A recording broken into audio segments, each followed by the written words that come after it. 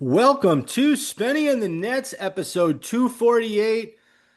It's been about 3 weeks since I last recorded, and I will be apologizing in this episode to no one. I wanted to remind everyone who listens to the show that I've essentially been doing this on my own for 4 years. Obviously, Nick, our co-host, love him to death.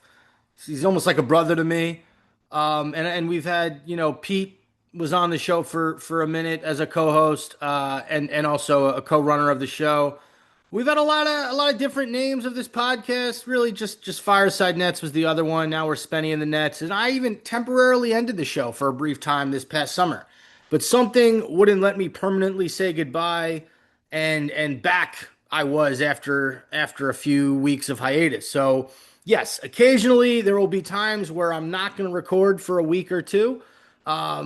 But I had a perfectly good reason for not recording, and that reason was I fell behind on Nets games, and I swore two things to myself with this podcast, specifically for this season. Number one, I'll never record an episode without watching every single Nets game that transpired up to that point. And number two, this season specifically, I am not missing a single minute of Nets basketball. Now, is that torture for me since they're actively trying to lose and they happen to be one of the worst teams in the league? Yeah. Yeah, it is. It's not the most fun thing in the world to watch every single Nets game as a fan.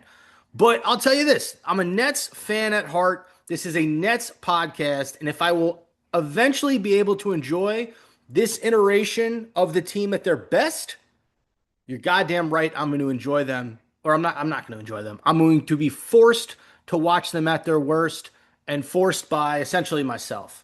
So, yeah, to summarize, hadn't recorded in 2 weeks. My last episode was 3 weeks ago, but I needed to catch up on Nets games, and I didn't feel like I could record without having watched every minute of every game. And as you're listening to this right now, on Tuesday, March 31st, I am up to date. I have watched every single Nets game. We'll get into it. And we're going to start with a quick summary of March. So basically, if you're looking at March as a whole for the Brooklyn Nets, they lost the first three games of the month against Cleveland, and then Miami beat them twice. They had a brief two-game winning streak. Yes, they won two in a row against the first place Pistons. No Cade Cunningham in that game. And the Memphis Grizzlies, they also beat on March 7th. And then I think they lost to them on March 9th. Oh, I'm sorry. I'm sorry. The Pistons win was on March 7th. The Grizzlies win was on March 9th. So they win those two games, and then they lose 10 straight from March 10th to March 27th, all before winning on Sunday against the Kings 116-99. In that stretch of basketball, we've had the Nets shut down the eighth pick in the draft overall, Jaeger Joman, for the rest of the year with plantar fasciitis, I believe. And we saw Danny Wolf sustain a really bad sprained ankle. I believe it was against the Kings in their loss. So, yeah. Oh, and by the way, Cam Thomas, former Net, who we waived right, I think, after the trade deadline, he ended up signing with Milwaukee. He was there for less than a month. He was waived a few weeks ago in March by the Bucks, so he finds himself jobless right now as the regular season is close to ending. Not much of an opinion there. The Nets. It didn't work out with the Nets. It didn't work out with the Bucks. Cam Thomas is an extremely skilled scorer. He can probably help a team out there, but up to this point, it just hasn't worked out with the two franchises that he's played with. So we'll see if franchise number three is the lucky one. And I bring all this up. I bring up the summary of March to kind of tell you guys how I'm feeling about the future of this Nets organization after watching all five rookies play a good amount this year. And despite Zach Lowe mentioning, who, by the way, Zach Lowe is a freaking Nets hater. Can we all get on board with the fact that that guy just doesn't like the Nets? He pointed out that none of these rookies will make the All NBA rookie team, and he's most likely right. I get it. With five picks, none of them are gonna make the top 10 in terms of rookies. If Jaeger hadn't gotten hurt and been shut down for the season, maybe he could have made it if Nolan Traore had been playing this well for the entire season and not just really December on, he probably would have had a shot. But no Nets are going to be on this All NBA rookie team for this season. Now, despite that, here's what I want to say about how I'm feeling about the future of this team. I'm not willing to give up just yet and call this previous draft class a failure. I've seen people say it's a disaster. I've seen people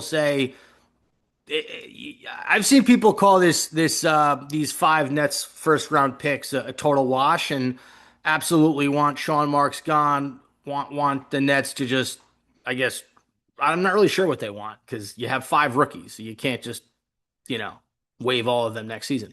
Um, but what I will tell you is this: I've seen enough from every rookie, and I'm still not super high on Ben Saraf due to his addiction to turnovers and his inability to shoot any kind of shot outside the paint. But I am hopeful based on what I've watched from our youth this year. I'm hopeful. I'm not willing to call it a failure just yet. I've seen enough from the rookies. Now, on the flip side, it's way too early to call, based on this season, to call this draft class a success. You can't do it. I already mentioned Ben Saraf, and I'm least convinced on him having a future in the NBA, let alone with the Nets. But he has played better as of late. I got to acknowledge that. He's had a few double-digit scoring outings. He can pass the ball a little bit. He just is good for 2 to 3 turnovers a game, and that stinks. And he really can't shoot the ball. So kudos to him. He seems like he's found a little bit of swagger, a little bit of confidence these last few games. I'll pull up the Kings game and mention that he seems to play well against the Kings.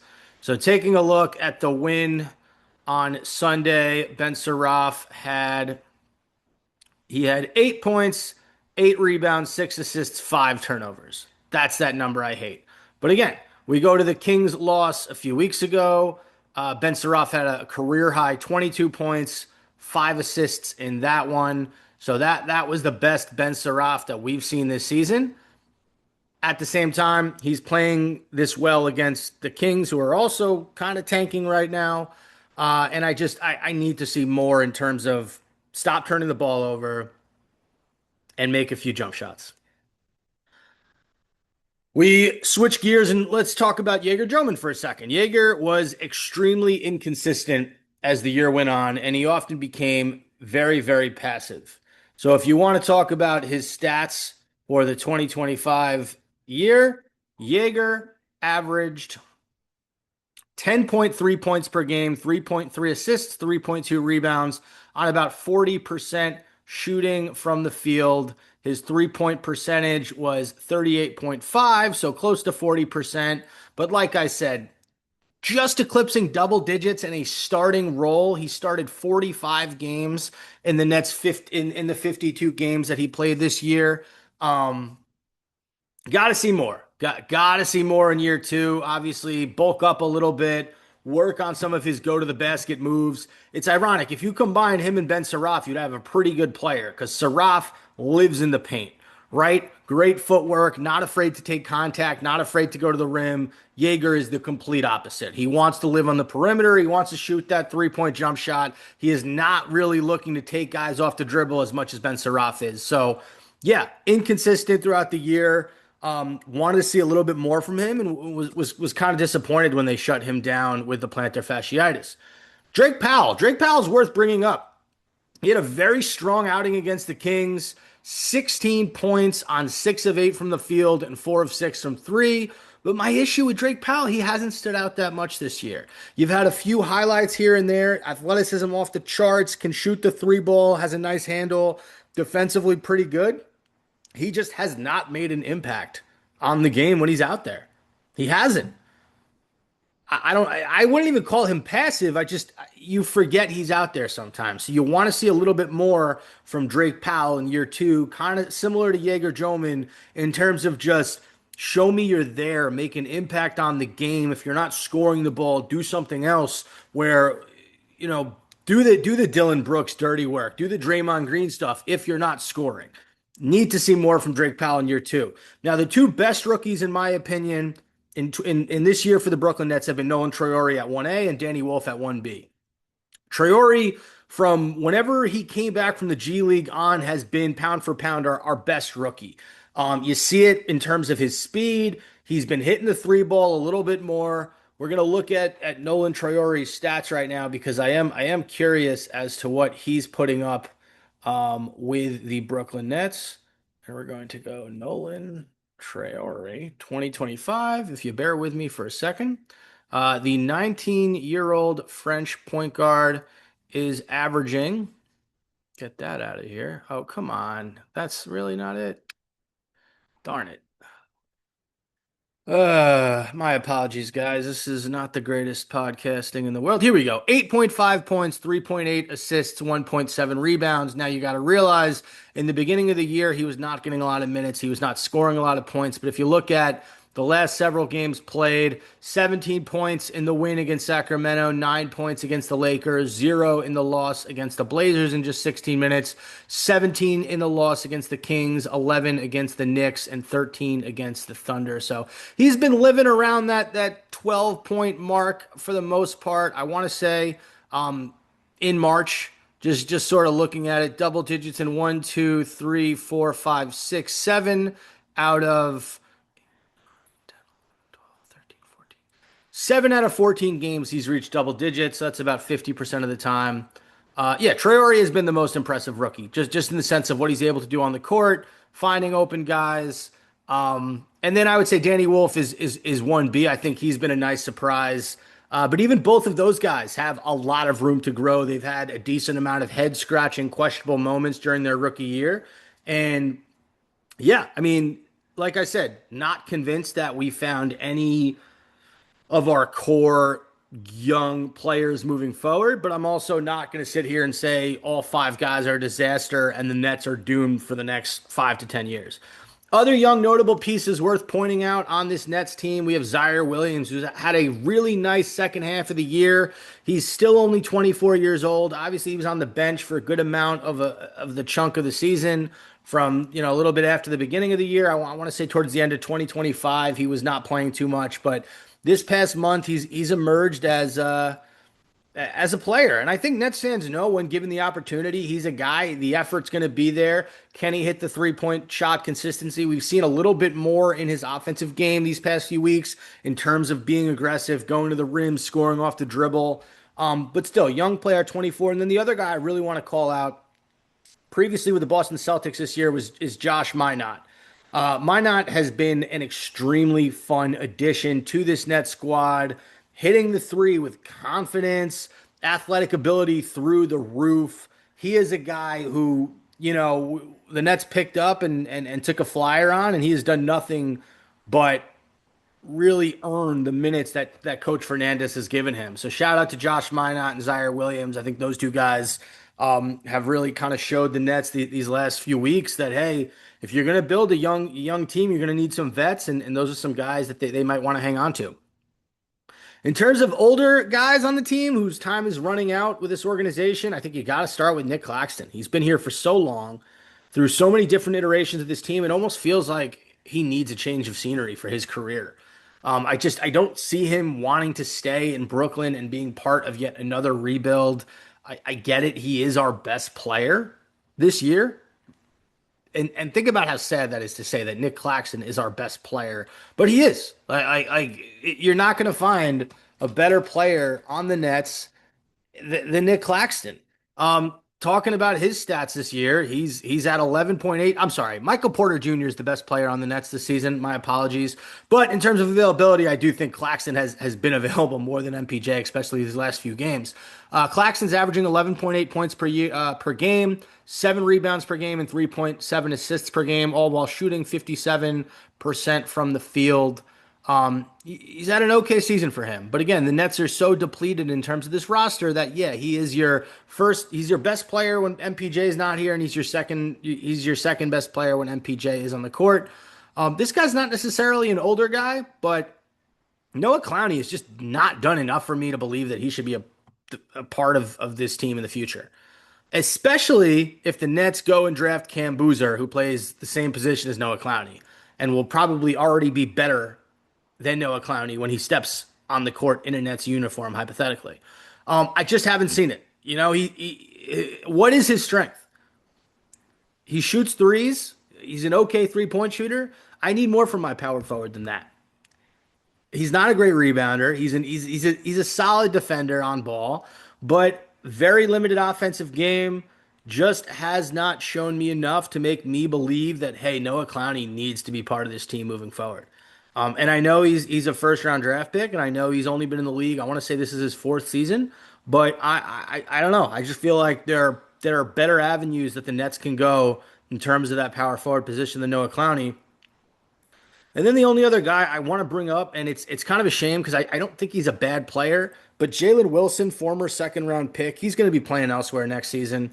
His playing time has decreased a ton this year. He really only plays when the Nets are sitting a lot of guys, and I still think he's not a bad player. Like he's aggressive. He can get to the hole. He can hit the three. That's kind of his whole game. He really has no mid range game. Defensively, he's all right. I mean, he's not a terrible defender, but he's just a wing on this team, and we have a lot of young wings. So he's a guy. He's going to be the odd man out next year. I think you're going to be seeing Jalen Wilson play some of his last basketball in a Nets uniform these next few days. All right, I want to move on. I call this segment "The Nets Understood the Assignment." So you can knock the Nets for being one of the worst teams in basketball. You can knock the Nets for the decisions that Sean Marks' name. You can say fire Sean Marks, and I'd be right there with you in terms of agreeing that it's not only that it hasn't been good enough, it's been downright depressing. But they have done one thing right this year. They have they have done tanking right. They've gotten that part of the season correct. In March, the Nets are 3-13. They are third last in terms of lottery odds at 18-57 overall. The only trail the Wizards and the Pacers. Sacramento is right behind them at 4. So it looks at the very worst, the Nets will have a top 4 pick in this year's draft. Hopefully. Also, I did send the lottery one time on Tankathon, and the Nets got the number 1 pick. So take that for what you will. If I'm looking at this top of the draft, there's 5 guys I would be comfortable taking. Starting, and this is in the exact order. So 1 through 5, I'd rank them. AJ DeBonsa number 1. He fits every single box you want as a Nets fan. We don't have a strong small forward, power forward hybrid. DeBonsa can be that guy. I think he can be a stretch 4 at the very least. He's an oversized 3, but he's 6'9". He would have the best mid range on the team the second he steps on the floor. He is just NBA ready. You saw what he did at BYU. Would love, love, love. He is the number 1 guy. I flip flop between him and Peterson throughout the year, but he's taken over that number 1 spot from Peterson the last month of the college season. So he's my number 1. Number 2, I'm going Cam Boozer. He meets a need at the 4. Just the face of Duke basketball this past season. Doesn't have really any flaws in his game. To me, I see his ceiling as like a Tim Duncan-esque type player. He's not going to beat you with foot speed or agility, but really high IQ, will make the right basketball play, can hit the shot, very strong in the post, but I also think he can work with whoever's the 5 in terms of he can play top of the key, he can run, dribble handoffs, and there's just a lot of nuance to Cam Boozer's game that I think is missing in this Nets offense. Number 3, I'll still throw Darren Peterson in there. I've watched a few Kansas games this year when he was on, and there isn't a player in college basketball better than Darren Peterson when he is on.